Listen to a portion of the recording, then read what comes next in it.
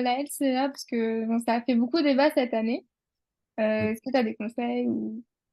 Alors, déjà, juste pour parler de mon exemple à moi, la LCA, je me suis explosé les dents en mars au concours blanc national parce que en fait, je voulais trop bien faire, donc j'ai mal fait à la fin. J'ai mis 1 heure par article à faire mon brouillon et tout, donc bref, voilà. Donc, ça m'a vraiment recentré, on va dire, parce que ensuite j'ai remonté de 3 000 places entre les deux concours, entre le concours blanc et le concours. Donc, ça m'avait vraiment permis de me recentrer, on va dire, sur ma méthode, de me prendre cette petite claque.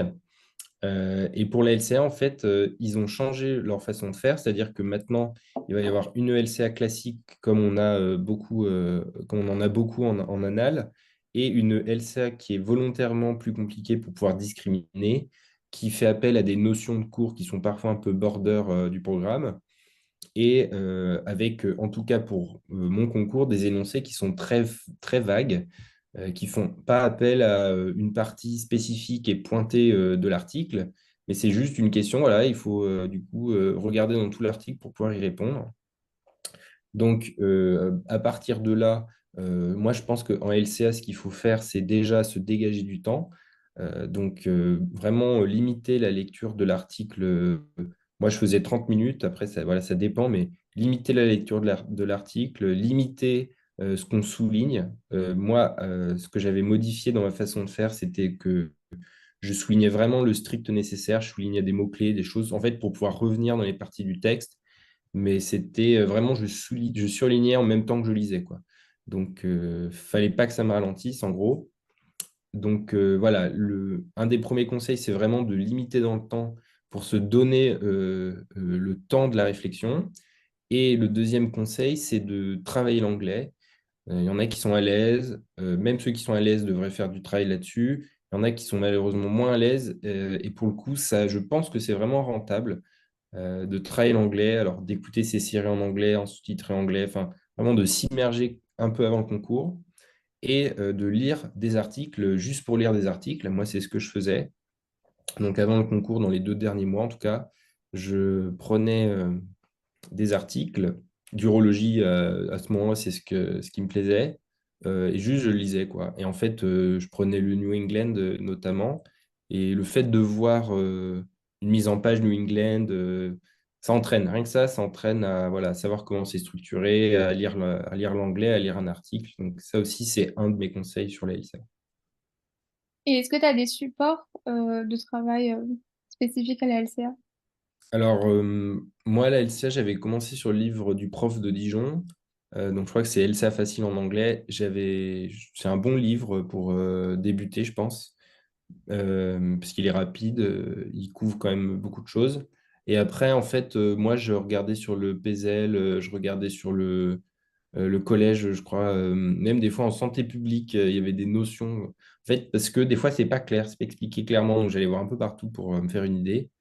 Mais j'avais vraiment beaucoup trahi le cours parce que, en fait, je voulais pas me retrouver dans la situation où je doute de mes connaissances. Et je pense que le cours, bosser l'anglais, c'est vraiment deux choses en LSA qui peuvent faire progresser. Donc, pour le support de cours, c'était ce dont je viens de parler.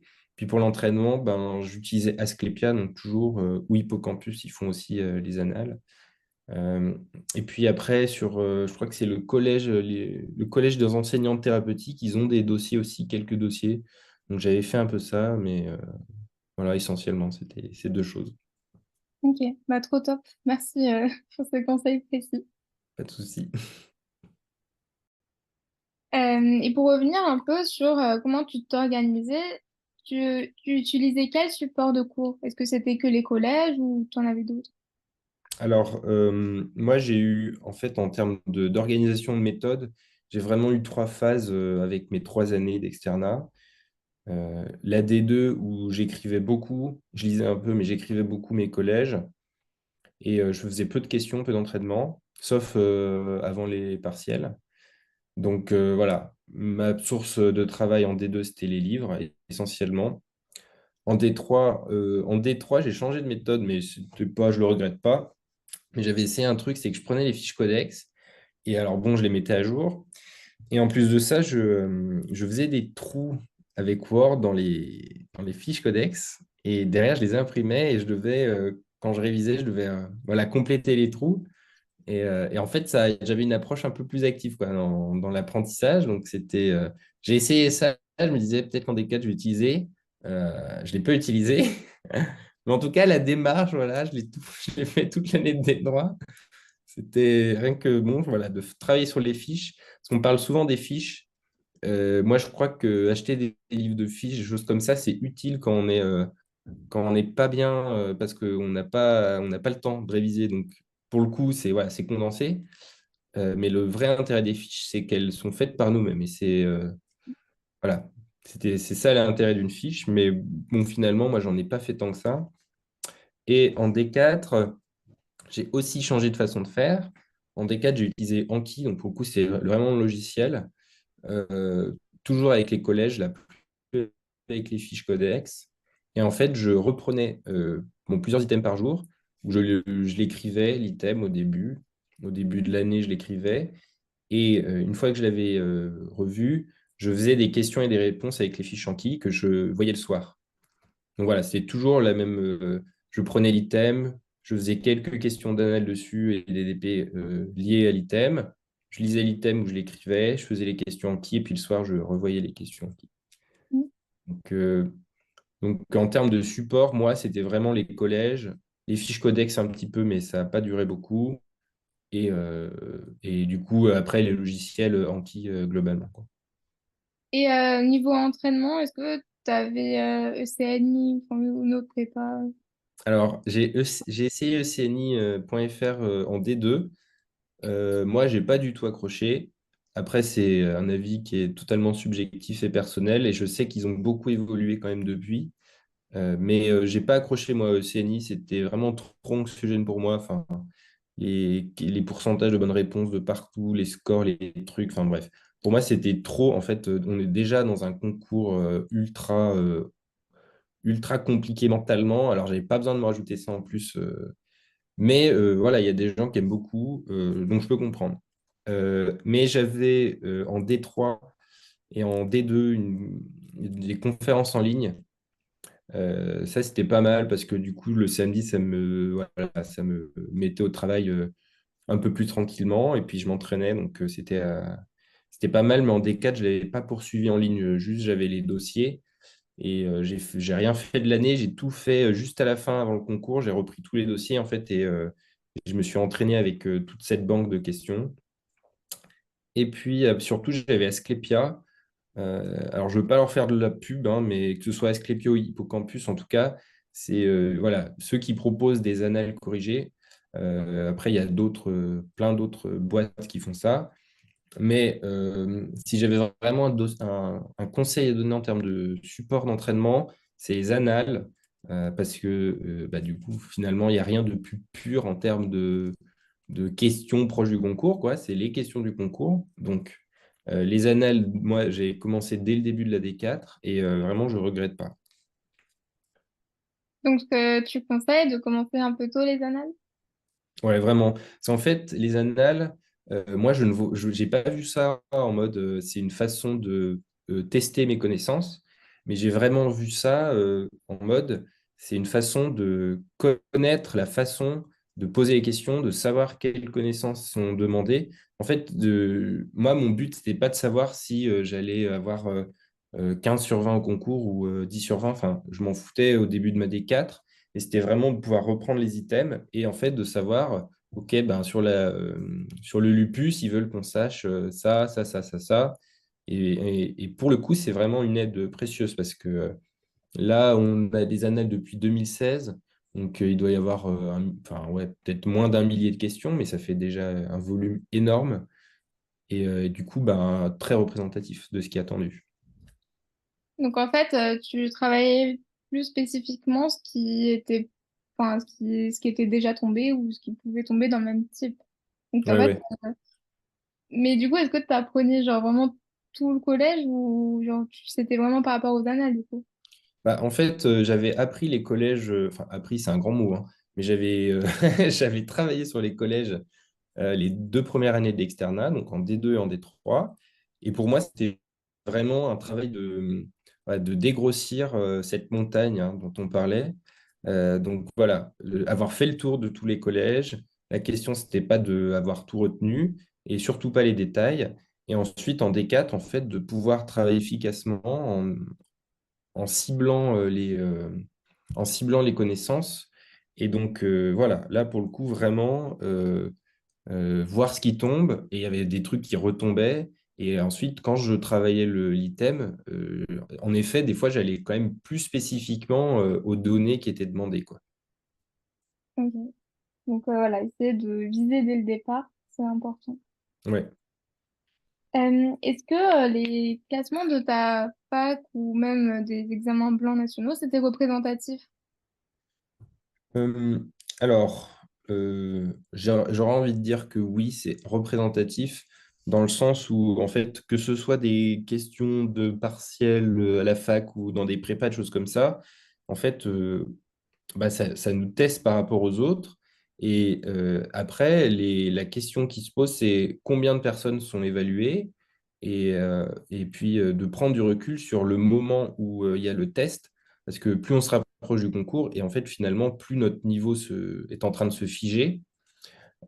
Moi, pour le niveau, c'est vraiment en D4 que j'ai eu cette représentation, mais en fait, je m'imagine notre niveau comme une courbe normale, enfin une courbe gaussienne, quoi, où en fait, ben, j'ai de 0 à 10 000, de une place à 10 000, on va dire, j'avais mon niveau quelque part. Moi, j'étais plutôt à 20, 25% de promotion. Mais du coup, le jour du concours, j'ai fait quand même mieux que ça. Mais voilà, je pense que j'ai fait mon mieux à moi. Mais ouais, je pense qu'il faut vraiment voir son niveau enfin, de façon assez pragmatique. Hein. Donc voilà, moi, à mon avis, on est toujours à peu près quelque part. Et puis après, selon les circonstances, on va varier, quoi. Mais Ok. Et aussi, je voulais aborder le choix de l'aspect. Donc, tu as dit qu'au départ, hein, tu voulais une spé et en fait, tu as changé en plein milieu d'externat. Comment tu l'as vécu et comment ça s'est passé? alors en D2, en fait, depuis la P2, je veux faire de la chirurgie. En D2, j'ai commencé à douter par rapport à la chirurgie. Je me suis dit, est-ce que c'est fait pour moi? Enfin bref. Et l'oncologie me plaisait assez jusqu'à ce que je passe aux urgences en fait donc en D3. Et bizarrement, c'est le stage des urgences qui m'a vraiment confirmé sur la chirurgie pour le coup. Enfin, je sais pas pourquoi, mais bref, c'est vraiment peut-être le fait d'être acteur vraiment du soin, parce que ça, je l'avais jamais été concrètement. Mais là, aux urgences, voilà, on faisait des petits gestes, des petits trucs, on était vraiment plus acteurs. Et donc, voilà, en D3, ça m'a confirmé sur la chirurgie. Début de D3, du coup, j'étais passé en fait dans un stage en périph où il y avait de l'ophtalmo et j'avais beaucoup aimé l'ophtalmo. J'aimais beaucoup la CMF et en fait, ma spécialité aussi que j'appréciais, c'était l'urologie. Donc jusqu'à la fin de la D4, je voulais faire de l'urologie. En fait, je m'étais projeté là-dedans parce que c'est une très belle spé déjà et puis parce que c'est surtout une spé que je savais pouvoir obtenir avec du travail, avec beaucoup de travail, mais c'était bien moins difficile que vouloir de l'ophtalmo, quoi. Donc, j'avais changé d'idée. Et puis, en fait, à la fin de la D4, bah, du coup, avec le résultat, très clairement, ça m'a redonné la possibilité de réfléchir, en fait. Et donc, je me suis doucement, mais sûrement redirigé vers l'ophtalmologie. Et au début, c'était assez difficile parce que enfin, je parlais beaucoup de l'urologie. J'aime beaucoup cette spécialité, même si c'est pas ça que je ferais. Mais voilà, du coup, je me sentais un peu engagé et je me disais, on se sent mal, quoi, parce que j'avais l'impression un peu de revenir en arrière de ce que je disais et tout. Mais en fait, en y réfléchissant un peu, on s'en fout. Je veux dire, voilà, je m'étais pas projeté dans l'ophtalmo parce que j'avais pas le classement à ce moment-là. Là, je l'ai, donc voilà, j'ai avancé là-dessus, quoi. Bien sûr, c'est pas parce que c'est une spé que voilà, enfin, tu voulais beaucoup, beaucoup dans ton externat que finalement tu vas moins te plaire en ophtalmologie. Enfin, Oui. j'espère pour toi que ce sera l'inverse. Non, non, mais surtout que je sais que ça peut me plaire. Enfin, je l'ai vu, des membres de ma famille qui font ça. Donc, enfin, je sais que c'est une belle spé, c'est médico-chir, c'est une chire qui est très délicate. Donc, c'est quelque chose qui me plaît beaucoup. Donc, voilà. Ouais, c'est trop cool. Et j'ai une dernière question. Quel est ton plus beau souvenir d'externat? Alors, bah, j'ai réfléchi un peu à cette question du coup, et j'ai deux beaux souvenirs qui me viennent. Il y en a un qui est un peu, je pense, qui sera celui de tous les externes de France, mais c'est vraiment la fin du concours, quoi, où on est libéré. C'est un soulagement vraiment. C'est assez incroyable à vivre. Et puis je trouve que c'est un vécu qui est vraiment collectif parce que déjà avec sa promo, et puis on sait qu'il y a 10 000 étudiants qui soufflent d'un coup. Et mon autre très bon souvenir d'externat, c'était la première naissance que j'ai vue. Donc, j'étais en stage en ANES et en fait, j'étais allé en gynéco. Et j'avais vu des césariennes. Et donc, c'était en plus dans la même maternité où je suis né, donc à l'hôpital. Et donc, c'était voilà, un peu la mise en abîme, quoi. Mais voilà, vraiment très beau souvenir, cette naissance. Voilà. Bah, j'imagine. Bon, bah, merci beaucoup pour ton témoignage. Je suis De sûre que rien, ça a aidé beaucoup de personnes. j'espère. Et bon courage pour la suite. Merci beaucoup.